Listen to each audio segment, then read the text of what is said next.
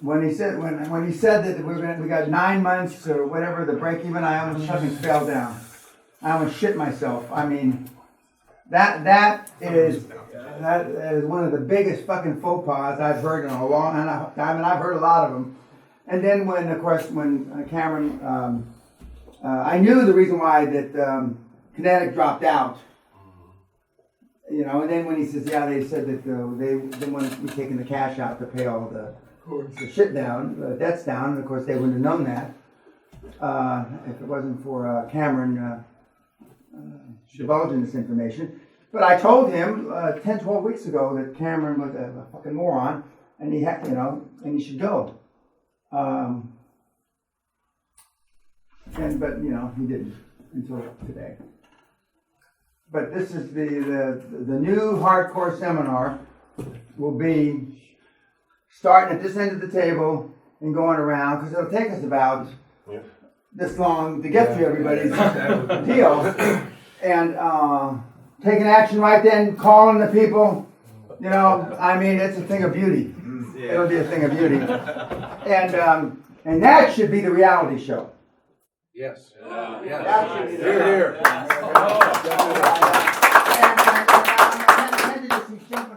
all over Pistol Pete. I mean, god damn. But Rick, smart ass. Oh god, you can just see you filleting them. Like a Japanese sushi guy. But we did good for him. For the first 45 or 50 minutes, he was in shock. Oh, yeah. For sure, he was in shock. And then and I wasn't sure he was really downing anybody and he was going like that. Whether he was faking it or not. And you can be rest assured that guy is on the phone. You know how that thing that you can tell whether they email you or not. Mm-hmm. I mean, he must be getting multiple emails from that guy. And these people, and even though I think he forgets, but a couple of other of these people have been brought in by that guy. And of course they're going to call and say, what's the story? Why aren't you in the deal anymore? And but he looked surprised, I think pleasantly surprised, when Tony was telling him, you can do this deal, you don't need any of that shit. You can just do this deal and buy it out of the cash flow. Robert, excuse me. Because when you get in the forest for the trees, I mean, you sometimes you overlook the obvious. Of course, that's not so obvious unless you've been through training like this, and it's not obvious. But that was good. That was good. Now, you guys, have learned a bunch of stuff, or validated or underscored a bunch of stuff. And seen it in practice, not just with the cases that we've worked through individually, but now we saw it, this is real life. And you see how hard it is for them to make those decisions. Not easy. If this was easy, there'd be a QLA stand on every corner like Starbucks. But it's not. So that's the good news, because the competition is so few. So few. And when the market goes down, and we have these opportunities because of how the energy market, permeates the world, I mean, we're going to be able to use this even more. And when I asked, how is your company and your management's expertise going to affect a paper and pulp or wood and pulp, and he says it's not. He doesn't even know. No, he doesn't know. Delusion. Yeah, I mean, what the fuck? But then that also goes back to why the guy's selling, because he's going to get the company back. He knows he's going to perform maybe for 1 year. He will have already got the cash. And then, because I know guys, crafty old guys, that, sell their companies every 3, 4, 5 years, and then collect them back on default. And that's their model. That's their model, and it happens all the time. All the time. Any questions on what we've just witnessed and what we've just participated? It was a good exercise, and then having them call them to action, making them do the things because otherwise even he hesitated. You want to make the call? Yeah. You want to send a letter? There's a mix between logical persuasion and emotional and psychological persuasion. To get him to go through. Yeah, absolutely. He would have came up with plenty of reasons not to make the call. Yeah, well, I'm sure. You may be having seller's remorse right now. Oh, he had it right after. Yeah. When we asked him, how are you feeling? For an instant, he was like, I feel good. Because he realized, shit, this is good for me. Well, when the guy called back, he didn't pick up. No, He was because like, that what am I seller's gonna say remorse to him, came back. But all that matters is that he sticks to his decision. Now, we'll see. That's the key thing. I don't know. Hopefully he'll do that. Otherwise, it's over. But just imagine, in your own cases, each one, going one by one for your own business model, or the lack thereof. It's sobering. It's a sobering deal. Yeah, because we all have that to one extent or another. Yeah, somewhere. and nobody in this room has got it as in dire straits as he was.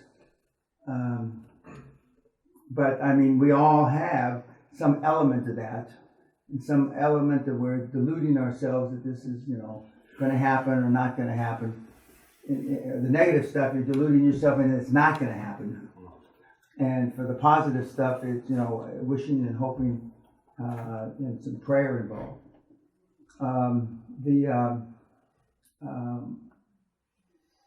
I spent time. I gave you those protocols. I sent out we talked about the goals and the affirmations. The affirmations have to be much more positive, over the top, bodacious. And bodacious is a good word. And if they're not embarrassing you, then they're not strong enough. If they're not embarrassing you, they're not strong enough. And to listen to them, on your headsets and sleep, really works well. There's been countless studies about how the subconscious, processes this stuff that when we're asleep. Yeah, you could buy pillow speakers Yeah, specifically you can. for that. And there's also the sleeping drugs that enhance your dreaming. That aren't habitual, that aren't addictive, that enhance your dreaming and your ability to absorb the information that you're hearing. What's the name of that drug? Well, one of the is Joe Rogan's. Huperzine A. I don't know what it is. That's the active ingredient, I think. Yeah, and Huperzine A. yeah. But you don't take it too often because it could induce depression. Well, I don't know about that, but when I'm not traveling, I take it every night. And I'm already a vivid dreamer. So I don't need to enhance that.